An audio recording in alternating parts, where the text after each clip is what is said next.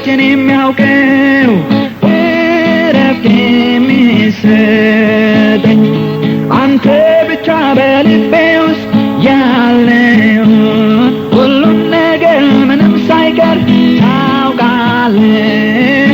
አልናገርም ችግሬንም ለሰው ጌታ ኢየሱስ ሆይ ላንተ ነው። ሳልፈራ ሳላፍር ችግሬን በሙሉ ላንተ እናገራለሁ። በመንፈሴ ስቀዘቅዝ አምላኬ ያረጋኛል ስደነዝዝ ይመስገን።